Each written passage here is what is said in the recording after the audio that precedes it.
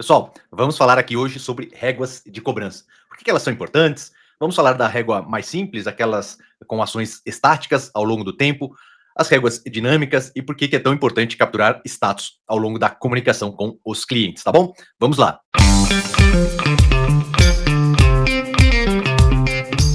Bem, pessoal, e o que é uma régua de cobrança, né? Régua de cobrança, ela é um fluxo organizado de atividades que acontecem ao longo do tempo, vinculado, né, ao vencimento do título, ou aos vencimentos dos títulos que estão ali, tá? Na gestão de contas a receber. Então, vamos lá. Pensando numa régua escolar, aquela que normalmente tem 30 centímetros, a unidade de medida daquela régua escolar é em centímetros. Já na régua de cobrança, ela tem o mesmo conceito, porém, a unidade de medidas é em dias. Eu vou acompanhando o vencimento do título ao longo do tempo, tá? Contando em dias. Então, um título com atraso de 10 dias, ele estaria ali no começo da minha régua e eu tenho que executar algumas ações, né? Seja de comunicação, sejam ações externas, interagindo com entes externos, né? Falaremos um pouquinho mais sobre isso à frente. Então, ao longo do tempo, eu vou acompanhando a vida daquele recebível e executando ações no departamento de contas a receber. Agora, é importante dizer que a régua de cobrança não conta, não inicia a sua contagem só quando o título está em atraso. Na verdade, a gente considera o período antes do vencimento também, né? Então, quando origina aquela operação no contas a receber, eu já vou acompanhando aquele recebível. Chegamos ali na data de vencimento e após o vencimento, caso o cliente não efetue o pagamento, eu vou lidar com ele nas esteiras de cobrança para recuperar aquele crédito em atraso, tá bom? Vamos então para uma planilha eletrônica com ilustrações aqui de réguas de cobrança, tá bom? Vamos lá, pessoal. Joia, muito bem. Estamos olhando para a nossa planilha. Notem que eu tenho aqui algumas abas. A primeira delas mostra aqui, apresenta a régua tradicional com ações de cobrança estáticas. E por que eu estou chamando de ações de cobrança estáticas, pessoal? Porque são aquelas ações que sempre vão acontecer sem nenhuma mudança. Então, se um título, né, que está ali percorrendo, né, as faixas de atraso, então D+1, primeiro dia de atraso, D+2, D+3. Então, notem que o título, a cada dia que passa, ele vai ficando mais velho, né? Ele vai percorrendo a linha do tempo, ali, a régua, né, em dias, e eu vou executando aquelas ações de uma forma estática. Ela sempre, um envio de e-mail, por exemplo, sempre vai acontecer naqueles 10 dias em atraso, como estou citando. Então, notem que eu tenho a linha do tempo aqui, tá? Exemplificada aqui por essa seta. Eu tenho uma fase antes do vencimento, um período antes do vencimento, que eu executo atividades, né? Então, normalmente a gente usa números negativos para sinalizar o que vem antes do vencimento, D-1, D-10, D-5, 5 dias antes do vencimento, que é o dia zero, tá bom? Então, eu posso mandar e-mails de lembretes. Se estou falando de pessoas físicas, eu posso mandar um WhatsApp, né? Com um lembrete de pagamento, com a fatura. Até pessoas jurídicas também, né? Dependendo do porte, funciona esse canal. Bem, eu tenho várias possibilidades, tá?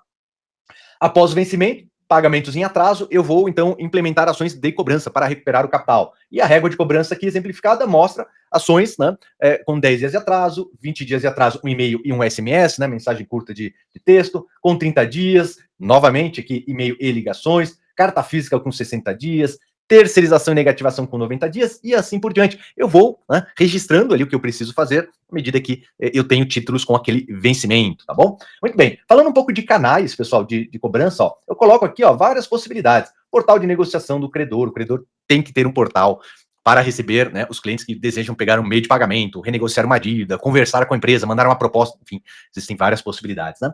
Aí eu tenho canal como SMS, telefone com ou sem inteligência artificial para fazer a cobrança do cliente, e-mail com ou sem aviso de recebimento, né? Porque hoje já é possível mandar um e-mail com a marca do tempo, rastreando a abertura do cliente, até mesmo, né, com aquela formalização jurídica, né? Para processos judiciais ou formalizações, né? Cartas físicas, redes sociais, olha lá, aplicativos de mensagens, como WhatsApp e companhia, com ou sem bots, né? Ali robôs de atendimento que podem conter ou não inteligência artificial generativa para tornar a comunicação mais fluida, call center, escritório de cobrança tradicional, aqui o terceirizado tradicional são aqueles que usam mão de obra intensiva no processo, basicamente são de pessoas cobrando os devedores, enquanto que o escritório de cobrança terceirizado, que eu ponho aqui com portal de negociação, são aqueles né, aqueles modelos mais modernos que não usam pessoas no processo de cobrança, ou pelo menos eles alegam não usar, e usam fundamentalmente canais digitais de cobrança, tá? Cobrança judicial, birô de crédito, podendo ser negativação, protesto e até mesmo portais desses órgãos, né, de proteção ao crédito, videoconferência. Uma coisa interessante que eu coloco aqui, que é a era dos incentivos, né? Então, como é que eu crio incentivos para direcionar o cliente a diferentes canais? Eu posso oferecer um desconto para ele buscar um canal digital, que é um canal mais barato, né? Eu posso oferecer uma condição diferenciada para ele buscar o portal de autoatendimento e negociar rapidamente seus compromissos. Então, eu crio esses incentivos, né? Eu posso trabalhar esses incentivos de modo a tornar a minha operação mais barata, em termos de despesas operacionais, e a operação mais elevada. Tá bom? Beleza? Bom, pessoal, então essa aqui é a régua tradicional. Vamos para a régua dinâmica. Qual que é a diferença? Eu mudei a aba aqui. Bem, primeiro aspecto aqui que a gente precisa de tecnologia para implementar esse dinamismo, né? E que dinamismo é esse? Bom, é a mudança das ações ao longo do tempo em função do comportamento dos clientes, né? Então, quando eu falo, olha, por que é importante rastrear os status, né? Porque, vejam, pessoal, quando nós mandamos um e-mail, eu tenho a possibilidade de capturar vários status, né, daquele e-mail. Como assim? Bom, mandei o e-mail, né? Mandei o e-mail, se o e-mail não voltou com erro, né? Eu já tenho um status. O e-mail pode voltar com erro, então eu já tenho 2 status. O e-mail que foi e não voltou com erro, ele pode ter sido aberto pelo cliente. Olha lá, 3 status. Ele pode, né, ter sido aberto várias vezes pelo cliente. Olha lá, 4 status. Se eu coloco um link para um meio de pagamento ou para um portal, ele pode também ser rastreado. Então, dentro do e-mail, eu posso pegar lá uma série de status e esses status podem e devem ser usados, né, dentro da régua. Tá? SMS é a mesma coisa, eu mando SMS, consigo saber se o cliente, né, recebeu aquela mensagem ou se aquela mensagem falhou. Se eu falo em portal de autoatendimento, eu consigo verificar a entrada do cliente naquele portal. Mesmo que ele não faça nada, eu consigo saber que, né, se ele logou. E consigo pegar essa informação e usar na comunicação. E assim por diante. O WhatsApp é a mesma coisa, né? Então, ao contrário da régua padrão, aquela que as ações não se alteram ao longo do tempo, na régua avançada, com ações dinâmicas, eu posso, olha só, vamos pegar aqui, ó, com 20 dias. 20 dias, estava previsto um e-mail e um SMS, porém, nós observamos que com 10 dias o cliente abriu, ele recebeu o e-mail, abriu o e-mail algumas vezes, porém ele não retornou, né? E não efetuou o pagamento. Muito bem. Então, nesse caso, eu posso inutilizar o envio do SMS, né? E posso mandar um novo e-mail com uma abordagem diferenciada. Por exemplo, prezado cliente, percebemos que você recebeu o nosso e-mail, né? Porém, alguma coisa provavelmente lhe faltou para que você negociasse ou pagasse seu compromisso. Estamos aqui para oferecer uma nova oportunidade e a conversa pode, né, caminhar nesse sentido. Ou seja, eu não só faço alterações nas ações, né, ao longo do tempo, como também eu posso mudar a minha abordagem em função do que, né, do que foi observado em termos de comportamento, né? Ah, e um aspecto importante, pessoal. Vocês sabiam que quando o cliente se sente observado no processo de cobrança, ele tende a ser mais pontual em seus pagamentos, tende a pagar mais rapidamente quando ele está em atraso? Pois é. Então a gente tem que mostrar para ele que nós estamos enxergando o comportamento dele, para que ele, né, tenha um comportamento mais adequado ali em termos de pagamento, tá bom? Bem, aqui eu vou seguindo, notem, com 30 dias também. Opa, aqui eu não mandei o e-mail, porque ele não está sendo, né, sensível aos meus e-mails, e faço uma ligação. Tá? Faço uma ligação. E vou seguindo nessas possibilidades, né? Carta física, olha lá, negativação com 90 dias aqui no meu exemplo hipotético. Eu poderia não negativar com 90 dias e negativar com 100 dias. E por que eu faria isso? Bem, se o cliente me deu ali uma promessa de pagamento, né?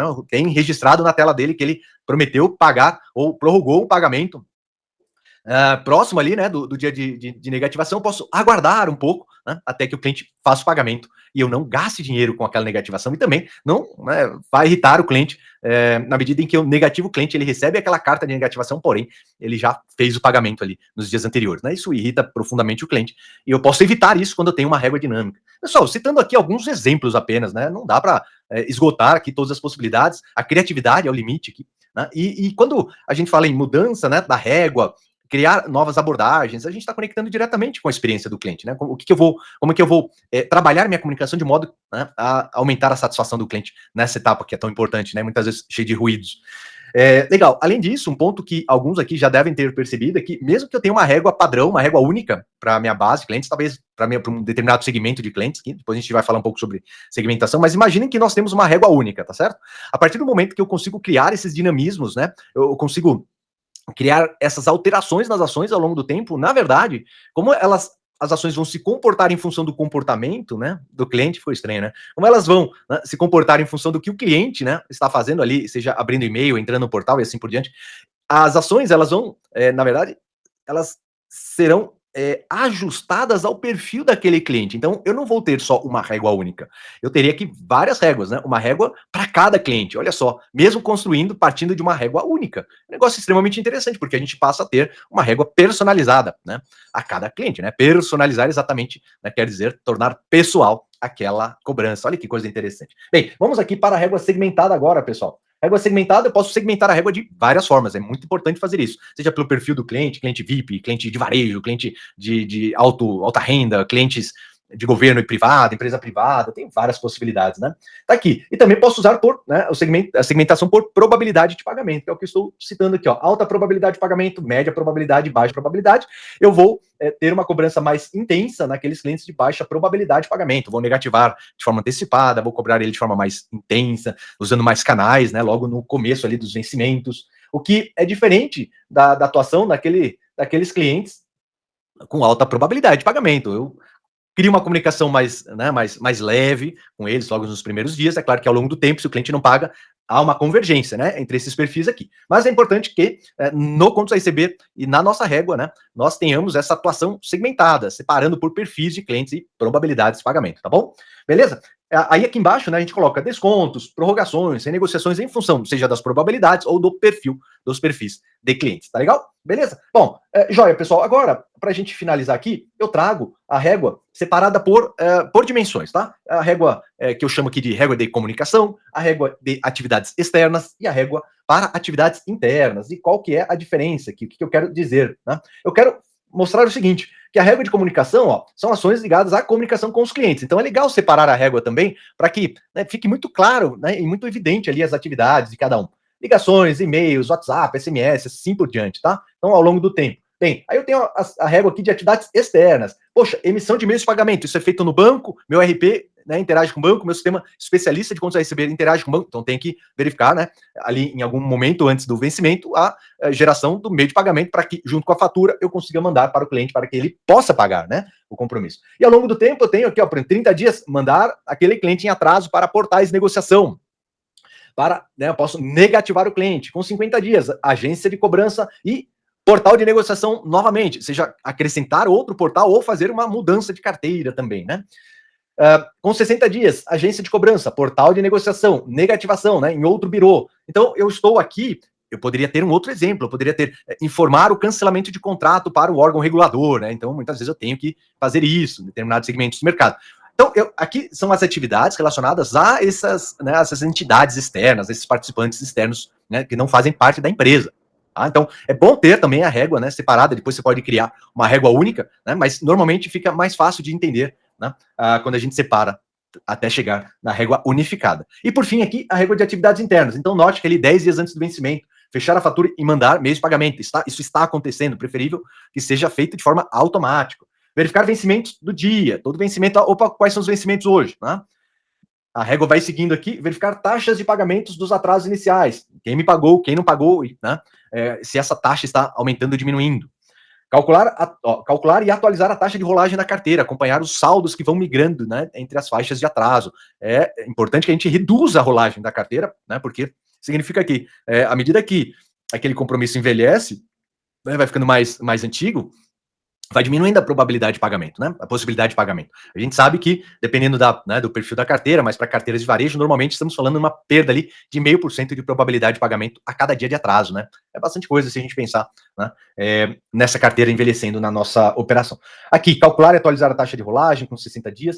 E dois pontos, aliás, né, importantes, que acontecem todos os dias e nós precisamos tomar muito cuidado, né, acompanhar com muita atenção, atualização de dados e baixas de pagamentos. As baixas estão acontecendo, os dados estão sendo atualizados e tratar contestações. Há uma taxa muito elevada de contestação, né, de reclamações a respeito daquelas faturas ou do tratamento que está sendo, né, oferecido a este cliente. Então tem aquele gerenciamento também que precisa ser feito, né, dentro das atividades internas e fica, mais uma vez, como eu disse aqui, fica muito mais fácil entender e elaborar, planejar as atividades que acontecem no departamento pela visão de régua de cobrança, tá? Bem, é isso aí, pessoal. Essa foi a nossa grande conversa aqui. Há muita coisa mais interessante para a gente conversar. Por exemplo, ó, quando a gente fala de comportamento, né, a gente não consegue esgotar uma conversa de régua em poucos minutos. Olha que coisa interessante, né? Então aqui eu tenho a régua e eu consigo ver ao longo do tempo, ó, que os pagamentos em relação ao saldo, né, a barra azul aqui é o saldo em aberto, os pagamentos, que é a curva verde, ele vai diminuindo do ponto de vista proporcional, né? Então, à medida que envelhece, ó lá, uma quantidade menor de pessoas pagam, né,